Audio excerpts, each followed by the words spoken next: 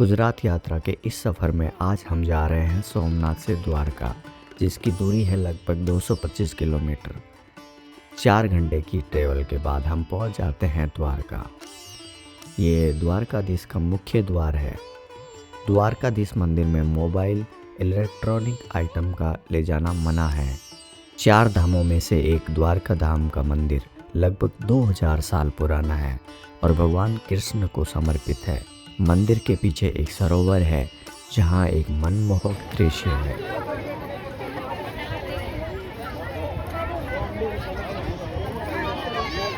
अब शाम से रात हो जाती है और हम आ जाते हैं एक डोसा की शॉप पे, जहाँ पे डोसा खा के होटल चले जाते हैं। अगले दिन सुबह हम बेट द्वारका के लिए निकल जाते हैं। बेट द्वारिका की कहानी पुरानी है, वो मैं बाद में बताऊंगा। तो इस तरह से सुबह के 11 बजे हम पहुंच जाते हैं बेट द्वारका। यहाँ से हम एक लोकल रिक्शा लेते हैं जो हमें 10 रुपये सवारी के हिसाब से वहाँ छोड़ता है जहाँ से बेट द्वारिका जाना होता है, क्योंकि बेट द्वारिका समुद्र के दूसरी तरफ है। अब हम टिकट काउंटर पे आ जाते हैं जहाँ पे बेट द्वारिका का आने जाने की टिकट का 40 रुपये चार्ज लेते हैं। यहाँ से हम एक शिप में बैठेंगे। यहाँ हम देखते हैं कि जो भी शिप रवाना होने लगती है उस पर पक्षियों का झुंड लहराता है। लोकल लोगों से पूछने पे बताते हैं ऑस्ट्रेलियन पक्षी इन दिनों शिप का पीछा करते हैं और खाने का इंतजार करते हैं।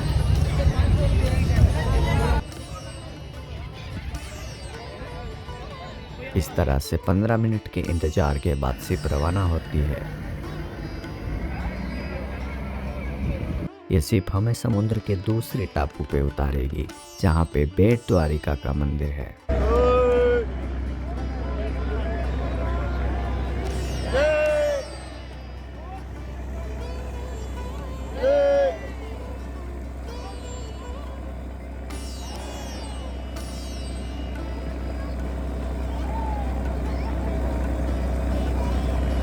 और इस तरह से हम निकल जाते हैं बेट द्वारिका की तरफ।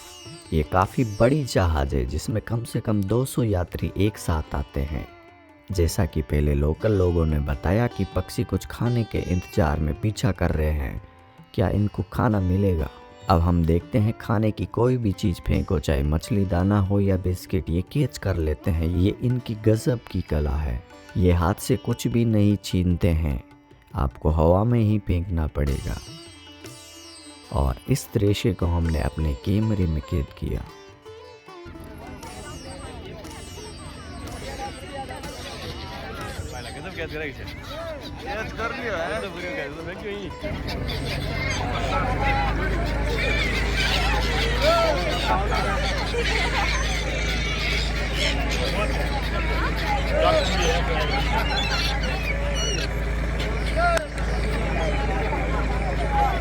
ये सिलसिला लगभग आधे घंटे चलता है और अब हम लगभग आधी दूरी पे पहुंच जाते हैं।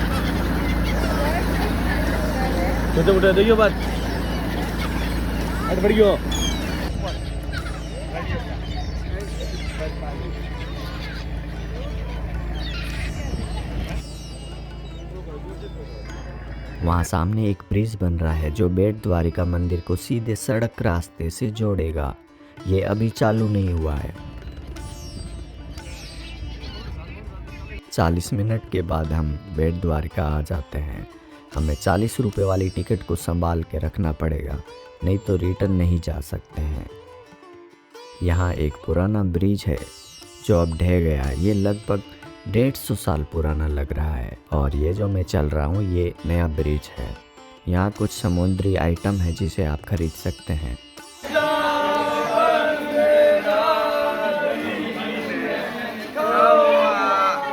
अब हम द्वारकाधीश के मुख्य मंदिर में पहुंच जाते हैं। यहाँ भी मोबाइल अलाउ नहीं है। मोबाइल चार्ज करने का 5 रुपये चार्ज है। तो दर्शन करके बाहर आ चुके हैं। द्वारकाधीश मंदिर के अंदर मोबाइल अलाउड नहीं है। मंदिर के बाहर मार्केट लगा हुआ है जहाँ से आप कुछ भी खरीदारी कर सकते हैं। अब हम वापस यहाँ से निकल जाते हैं। जैसे आए थे वैसे ही शिप में करीब 150 से 200 यात्रियों को ये शिप भरेगा और उसके बाद रवाना करेगा। यहाँ शिप के ड्राइवर काका शिप के गियर को लेफ्ट राइट करते हैं और पक्षी भी हमारा पीछा कर रहे होते हैं। जितना समय आने में लगा उतना ही समय वापस जाने में लगता है।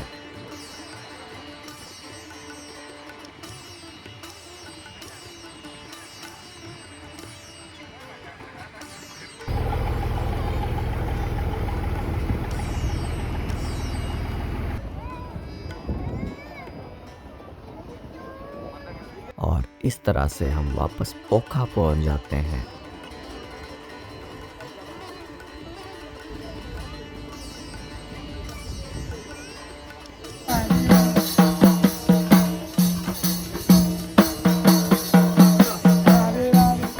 और यहाँ से हम निकलते हैं नागेश्वर ज्योतिर्लिंग की तरफ।